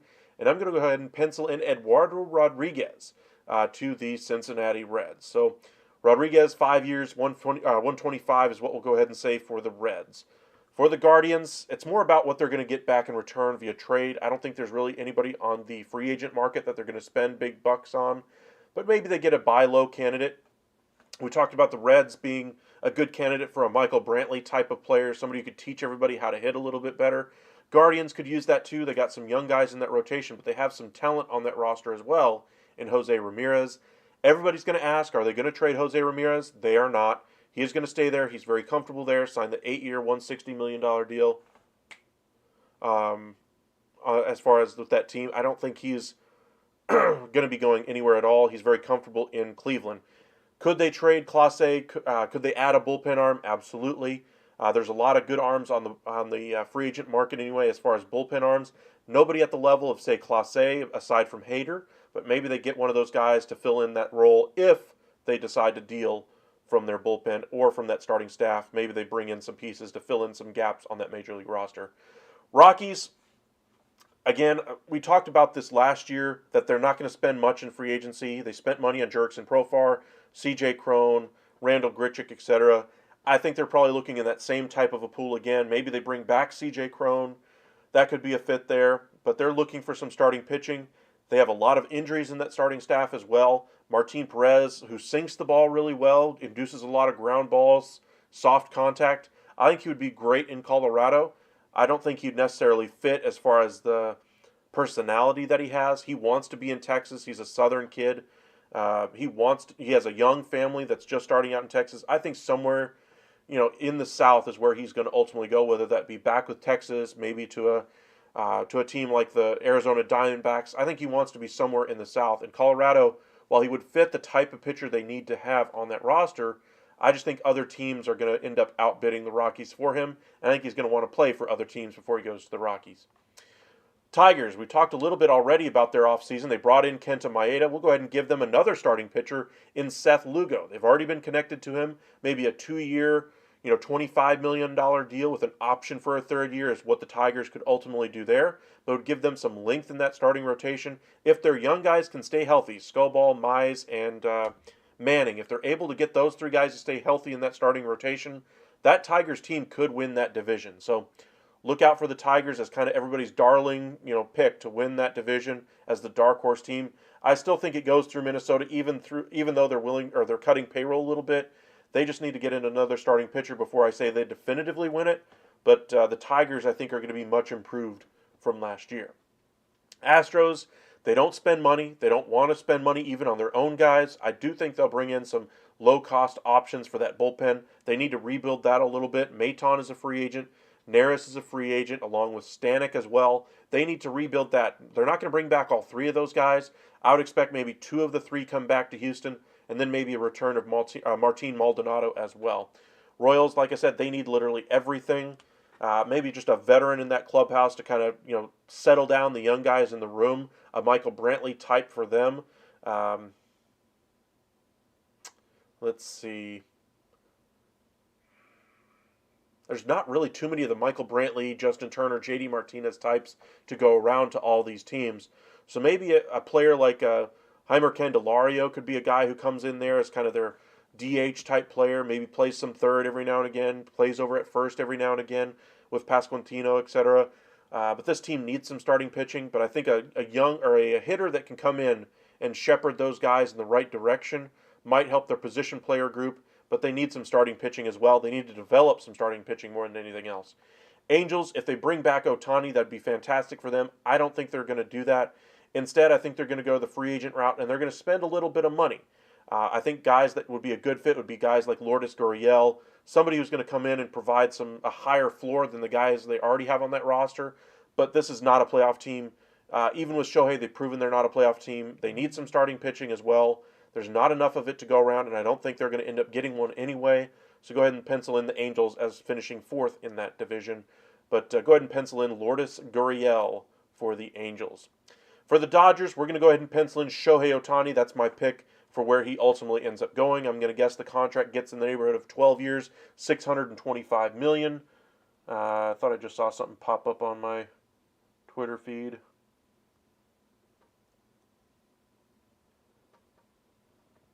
Nope. Just more fallout from the Mariners deal. Looks like they're getting some cash as well. Interesting. Joel Sherman tweets that the Braves did this trade essentially to get some of the upside left out of Jared Kelenic. They think there's something in that tank to fill in that left field spot for them. So good on them. But the Mariners getting a little bit of cash here might tell you they're looking to make some big splashes in free agency. Remember, Blake Snell is a Seattle guy. They're supposedly in the market for him as well. If they bring in Snell, obviously that means they have a lot of starting pitching. Now they might be willing to trade some other pieces they might not have been before an acquisition of Snell. But obviously they need a corner outfielder as well. But back to our discussion here for the Dodgers. I'm going to go ahead and give them Ohtani as their big piece this offseason. I still think they need more after that, so I'm going to go ahead and I'm going to guess the Brewers ultimately make a trade of Adames and Burns at some point, whether that be at the deadline or this offseason remains to be seen. But the return at some point, I think going back to Milwaukee, will be some of those young starting pitchers going back to Milwaukee in a Corbin Burns type trade as well. For the Marlins, they need some offense. Shortstop and catcher are two obvious spots they can do it.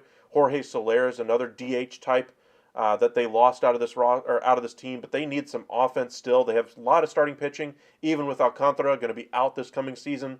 They need offense. Tim Anderson is out there. Seems like he's a fit for the Angels, though.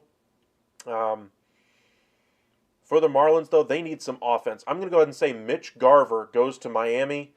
He'd be a great fit behind the plate, great fit at DH. Don't need to start him at catcher more than 100 games if he's able to give you that many. But I think his bat being in that lineup would be everything that Marlins team needs to be able to compete in that division.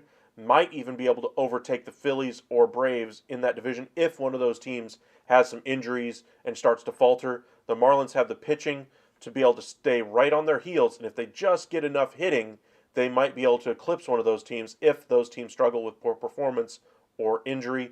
But I'm still expecting the Marlins to finish third in that division. Brewers, the trade that I just mentioned for the Dodgers, sending Burns and Adames to the Dodgers, bringing back some starting pitching like Riley Sheehan, Pipio, Stone, etc. Michael Busch from an outfielder, third base outfield perspective as well, would be a good fit for them. I think that's your best case scenario right now for the Brewers. Twins, like I just mentioned with earlier, Max Kepler being the trade target out there. Maybe he gets traded to a team that needs some offense. A corner outfield bat, a right fielder. We mentioned the Mariners are looking to add a corner outfielder or two this offseason. Now that they've traded Jared Kelenic, maybe Kepler goes there. Maybe going back the other direction would be a guy like Brian Wu or somebody like that. A lower level type of trade, but might be enough to get both teams going in the right direction offensively for the Mariners and in their pitching staff for the Twins. Mets, we already talked about Yamamoto. He's my pick to where he ultimately ends up going. Yankees, as far as the Yankees go, I think they are going to be too heavily invested in this Soto thing to not get it done. So I agree with you, Bryce. I just think that the Yankees need to be willing to give up those prospects. I understand there's a negotiation process and everything, but I'm going to say Juan Soto ultimately gets done to the Yankees, and he goes there. To the Oakland A's, I don't know, a return of Tony Kemp. I don't know if that does anything for you Oakland A's fans. On to the Phillies. They already added Aaron Nola. They need a closer / setup guy. David Robertson could be a good fit there. A corner outfielder. Tommy Pham would be a good fit there, I think, as well. A return of Craig Kimbrell might not be exciting to Phillies fans, but he could be a good, setup guy, closer option if Alvarado goes down. And he's not going to cost as much as he did this past season. Maton is out there. Neris has played with them before. Stanek is out there. Hader is out there. Which one? I'll go ahead and say they get one of the Astros relievers. Let's say they go ahead and get, not Neris, but say they get Ryan Stanek or Phil Maton to kind of give them that 7th, 8th inning guy to lengthen out that bullpen just a little bit, shorten the game for those starters. I think that'll probably be the Phillies' next big move as a setup type pitcher. Oop. I already have logged in.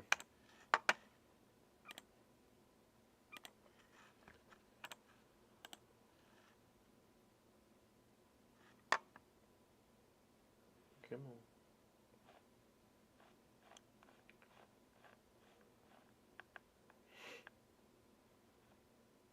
All right. Where were we? Just talked about the Phillies. Now for the Pirates. We talked a little bit about the team needing some starting pitching and Bednar being their real chance to really bring in some higher quality starting pitching. The trade idea we posted a couple days ago during one of our lives was David Bednar to the Rangers in exchange for a guy like Dane Dunning, maybe some other minor talent as well going back the other direction. But Dane Dunning would be a great number 3, kind of elevated his career this past season. Started as kind of a long reliever this past year, but was the number 1 pitcher, number 1 innings pitcher anyway for the Texas Rangers this past season. Rangers really didn't use him though in the postseason. They just didn't view him as a guy that had a lot of stuff. So because they didn't utilize him, that tells me he's not really that high in the pecking order as far as starting pitchers they already have on their roster. And so if they want to bring in some bullpen help and do it on the cheap by bringing him in via trade, David Bednar would be a great option for him. So it's kind of a fit there with the starting pitcher going back to Pittsburgh in return. And because of the way he finished his year for Dunning, the strikeouts were up quite a bit over the last couple months of the year. And the innings that he ate tells you how reliable he can be as far as an innings eater in that rotation. He can be a great number 3 in that rotation behind Skeens as the future number 1. Keller, the number 2, and then Dunning is your 3. That's a pretty good starting rotation for the Pirates going forward and would be a good building block for them over the next few years. Padres, the pieces that they're going to get back from the Yankees in a Juan Soto trade are pretty much going to be their biggest assets that they acquire this offseason. Whether they bring in another low-cost free agent to kind of fill things out from a catching perspective or a center fielder like Kiermaier or a low-cost option, that probably is all that's left after the trade with the Yankees once it gets done. The Giants, they really need to bring in a top-end free agent target. We've talked a little bit about Yamamoto. We've talked a little bit about Ohtani going there. I'm going to go ahead and pencil in Blake Snell to go to the San Francisco Giants. They need some starting pitching. They really like to bullpen games as far as cut things down, 5-6 innings for their starters, maybe even have an opener. Blake Snell's very familiar with that type of approach, kind of fits with the type of way they like to, their pitching philosophy, if you will. Bob Melvin, the new coach there, was his manager last year when he just won the Cy Young.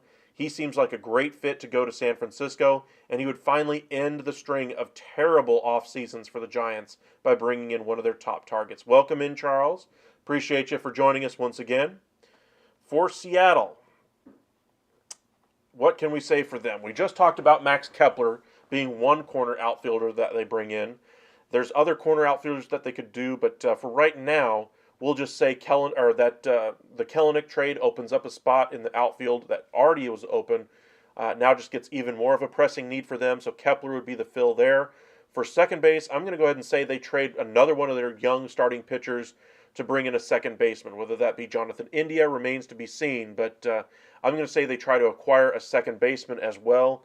We'll go ahead and say India's the guy that goes there. Maybe he goes to the Red Sox, but for my estimation, I would say one of the young starting pitchers goes to the Reds in exchange for Jonathan India. Cardinals are still looking for some starting pitching, but I think they're pretty much done unless they add one of those top options out there. They could look to a closer like Clase, but I'm going to guess they're going to go with more of, bullpen, short or like 7th, 8th inning type of guys. I'm going to go ahead and say they go after a guy like Ryan Stanek that can kind of fill in at a bunch of different spots, in front of those, or might be able to go in front of those older starting pitchers, be their opener or fill in if those guys just don't have it. For the Rays, they need some starting pitching back in return for a Tyler Glasnow type of a trade or a shortstop if Wander Franco is gone for the remainder of his career. So I'm going to say Glasnow is gone. I'll tell you the team in just a moment here, but the pieces they get back, I think will fill in that shortstop spot, maybe a back-end starting pitcher. But as far as a free agent target for them, who could we give the Rays? They already have some outfielders. They're looking to trade Margot. Profar is out there, if I remember correctly. We'll say a low-cost outfielder to kind of take the spot of Margot. And if they trade a Rosarania, somebody who could fill in that spot as well. So we'll go ahead and say a low-cost outfielder for them to kind of keep their depth back there. But the Glasnow trade, the return that they're going to get is really where they're going to fill it in there. Now for the Texas Rangers, I'm going to say Jordan Montgomery ultimately gets his contract worked out with Texas, and they look to bring in a reliever like David Bednar as well. So that kind of gives you your closer option. I don't think they'll be able to spend the money for a guy like Hader. I just don't think they'll have the money in the budget. DH, because they don't have the money for even their bullpen, they're not going to be able to bring back Mitch Garver, so that might open up quite a few at-bats for either Ezekiel Duran if they don't trade him, or Justin Foscue if they do trade Duran. So that's where things stand for the Texas Rangers. They get Montgomery and add a closer in Bednar. For the Toronto Blue Jays, they could see a return of Teoscar Hernandez if they don't get a deal done for Juan Soto. They could bring in Michael A. Taylor. That's going to be the guy I think they bring in first. As a center fielder, they could bring back Matt Chapman. I think they might get that deal done as well. The market for Chapman, while it is robust as far as the number of teams who could use him, I don't see a team willing to outspend the Toronto Blue Jays if they're unable to get Ohtani and Soto done. So I think Chapman's their big get back. As far as the Nationals, I think Lane Thomas is the piece that is traded out of that team. Maybe they bring back Candelario.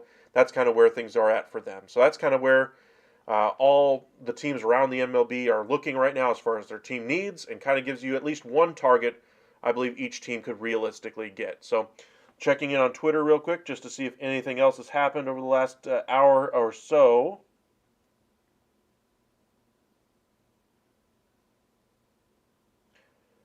Chiefs getting upset by the Packers tonight. A little bit of a surprise. But we have our first trade tonight of the winter meetings involving the Seattle Mariners and the Atlanta Braves. We're probably going to sign off here in about another 15 minutes or so. We'll probably do some trade, have some fun with some trades here in just a moment. But looks like the rumors might be dying down for the evening. Tucker Barnhart's name is starting to draw some interest on the market, maybe as a backup catcher. Looks like the Astros might have checked in on his market, as well as a couple other teams as well. But the catching market could start to move. Mitch Garver probably at the top of that list right now. He's more of a DH, though, at this point in his career, just to keep him healthy, but he can pitch in probably about 60 games a year, maybe 100 at most. But Mitch Garver, the best bat out of that group by far at the catching on the catching side. But we'll see if that catching market gets going early tomorrow. Usually that's a market that once it gets going, it doesn't stop, and we see a lot of them go very quickly. So maybe early tomorrow we get some early activity. So make sure you guys join us tomorrow evening as we're going to break down all the latest rumors. And if something big happens, if Ohtani signs, Yamamoto decides to sign somewhere, we get a Juan Soto trade, anything huge, a surprise Bo Bichette trade, whatever the case may be, we're going to make sure to bring it to you live here at the Upside Sports Network. Make sure you guys hit that like and subscribe. If you haven't hit that like button on the video already, please do so. It really does help us out. Spam that 100 in the chat if you don't mind as well. We really do appreciate the interaction you guys give us. It's been a very active chat earlier in the day. We already saw the trade anyway of Jared Kelenic, Marco Gonzalez, Evan White to the Braves for a couple of minor lower level arms anyway. A number 7 prospect, Cole Phillips, going to the Mariners in return. I think the Mariners absolutely need to add a corner outfielder. I would not be surprised if they try to address that via trade or free agency. There's a couple of targets in free agency that they could look at, but I think trade is the best way to go for the Mariners right now.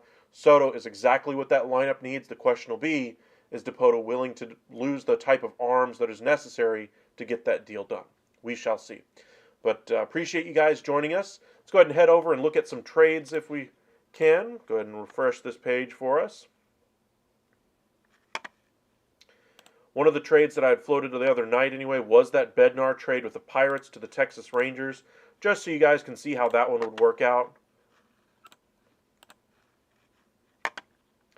Bednar, 23.8 surplus value. Rangers, of course, have Dane Dunning. Was the piece I was telling you could go into the rotation for them.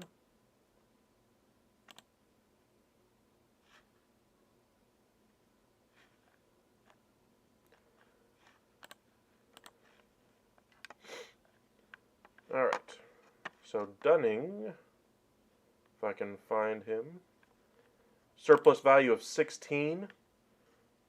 So you need like 7 more. So maybe a utility infielder like Josh Smith frees up some more roster spots for guys to be promoted from the minor league system for the Rangers. They have a plethora of them. Smith, a good base runner, just needs a home to be able to play every single day somewhere. Even if he's a utility player on a team, allowing him to get in the lineup probably gets him back to being the type of bat he was expected to be out of that Yankees system. But let's look at what the trade would look like there. Pretty close as far as value. Bednar for Dunning and Josh Smith, maybe a prospect, a pitching prospect, a lower level one, gets this deal done. But the Rangers give up a starting pitcher with term left on his deal, one of the most valuable commodities in all of baseball. They give up a utility infielder who they don't really have a home for on their roster, and a lower level arm in exchange for David Bednar, who's got, I believe, 2 or 3 years left on his deal. So what do you guys think of the trade? I think that would be a good start for the Rangers to rebuild their bullpen a little bit, and a guy that they don't necessarily trust with his stuff anyway in a postseason series, they get somebody who they will use in a postseason series in David Bednar. So I really like this type of a trade for both teams. Pirates need some starting pitching. Dane Dunning really slides in there as an innings-eating type of pitcher for them right now. And if the progress that he showed at the end of the year is to be believed, he could be a number 2 type starter next year already. So we'll see what happens. But the Rangers do need to do some interesting things here this offseason. Moving Dane Dunning would open up a spot in the rotation as well for Jordan Montgomery. 2 birds, 1 stone. They save a little bit of money by moving off of those 2 type of deals, bringing in Bednar. And then they, of course, they would still be over the luxury tax that they brought in Montgomery even after this trade, but at least they'd be more well-rounded as a ball club. They've addressed 2 needs with 1 stone by moving Dunning, bringing in Bednar, getting off of some of those contracts, or giving off some of the roster clog that they have up the middle with Smith, Duran, Simeon, and Seager. They trade off Smith, they keep Duran the better hitter out of the 2, and they'd be able to bring up Foscue as another bench type guy that they can use at some point next season as well. So they have no shortage of middle infield prospects that they can utilize, and Foscue's the next one that I expect to be up on the Major League roster next year for Texas. Let's go ahead and clear this one out. We'll do a couple more before we sign off here and make sure nothing else breaks. Usually around 11:30 is when things really quiet down, especially since it's in Nashville this year. If it was out there in San Diego like it has been in years past, we would probably be up with you guys till 1 o'clock. But with Nashville, usually we've seen the last couple of times it's been in Nashville anyway, usually around 10:30, 11:30 is when things really start to quiet down. And then things start to happen early in the morning for lower level signings. So keep your eyes peeled. Tune into Hot Stove tomorrow on MLB Network. I'm sure they'll have some of the updates from the overnight hours, the congratulations for all the Jim Leland stuff that he's getting into the Hall of Fame, and then hopefully we start getting some bigger stuff after noon tomorrow. So thank you guys for joining us tonight. Make sure you guys hit that heart in the chat if you don't mind. So we'll go ahead and do 1 or 2 more trades here. Let's go ahead and do one for the Tampa Bay Rays for Tyler Glass. Now, we've done a few before already, but I want to do one that's a little bit out of left field. Teams need starting pitching pretty much everywhere. The Boston Red Sox are no different there. He's only got 1 year left on his deal. Boston makes an intriguing target just because they've been connected to him a couple of years ago. I'm just not sure they could get it done. If they wanted to, though, they could. They have the prospects to do so now, but I just don't think they're in a win-now type of a move. So we could do one with the Red Sox. They would be a nice fit, but I think teams that are looking for a World Series championship are the teams that are going to be in on Burns, are going to be in on Bieber, are going to be in on Cease, are going to be in on Glasnow, but specifically for Glasnow because he's an expiring deal. So the Texas Rangers, if they don't get Jordan Montgomery done, then they would need to bring in another starting pitcher, a short-term type of a guy. Glasnow could be the type of pitcher that gets it done. Where else could Glasnow go? Dodgers would be a good fit. If they can't bring in Yamamoto, if they can't bring in Ohtani, maybe they circle to the Rays. They have a lot of ties to the Rays. Let's go ahead and pull up the Dodgers system.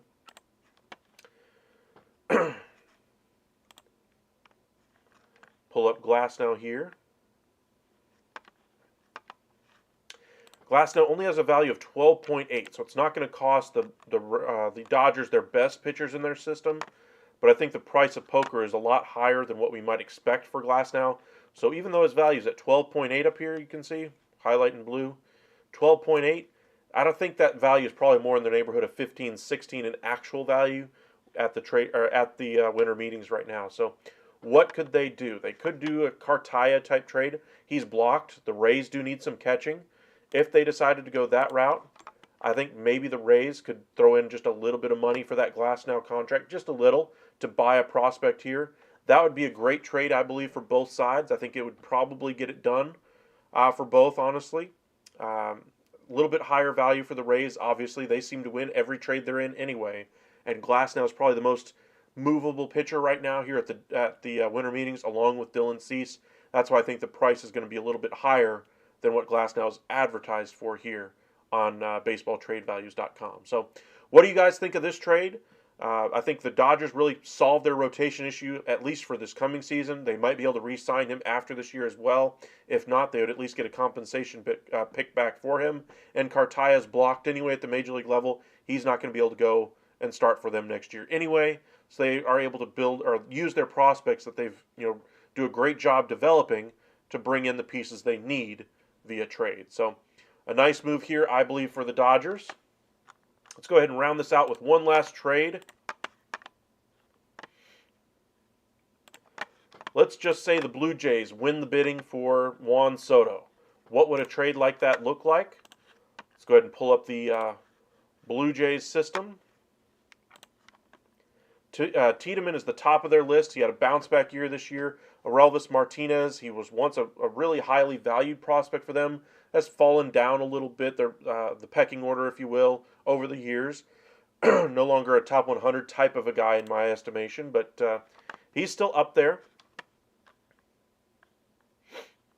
You look at his numbers.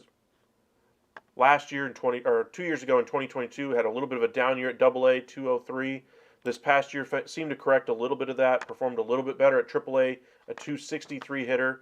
So maybe he's starting to find his footing once again, but the Padres are going to want some starting pitching back. So let's see what a trade would have to look like to get it done.